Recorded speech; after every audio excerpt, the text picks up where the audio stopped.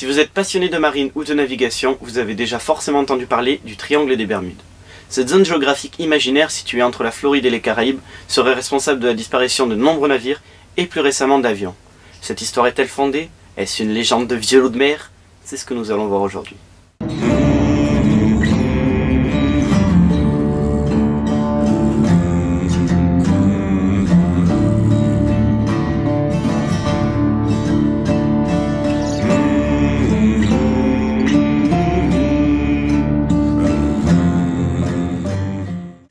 Il faut savoir tout d'abord qu'il est assez ardu de situer ce fameux triangle sur une carte, les estimations selon les écrits variant de 500 000 km² à 1,5 million de km².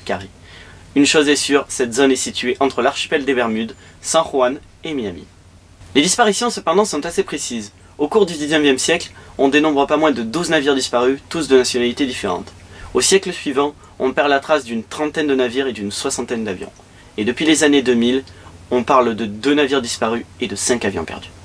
Parmi les plus inquiétantes d'entre elles, on peut citer notamment le Star Tiger, voyageant des Açores à l'archipel des Bermudes, qui émet un dernier message.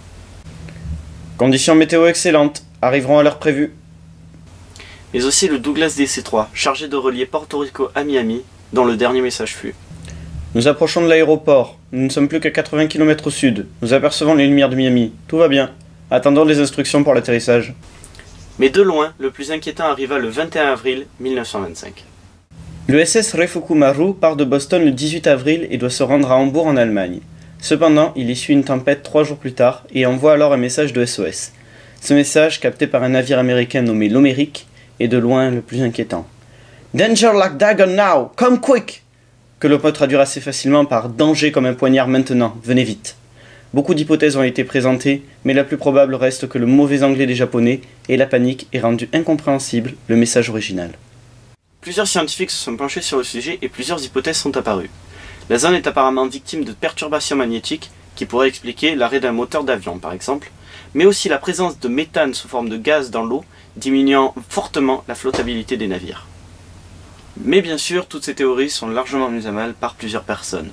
Il semblerait par exemple qu'une partie des disparitions n'ait pas eu lieu dans la zone dite du triangle des Bermudes, ou même que le nombre de disparitions ne soit pas si inquiétant que ça, compte tenu de l'étendue de la zone, des émanations de méthane, ou encore des intempéries connues pour être désastreuses, particulièrement entre les Caraïbes et Miami.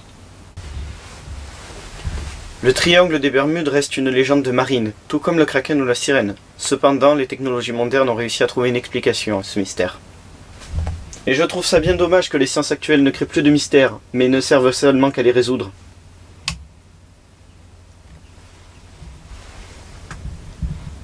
Mais rassurez-vous, j'ai largement de quoi faire douter la science.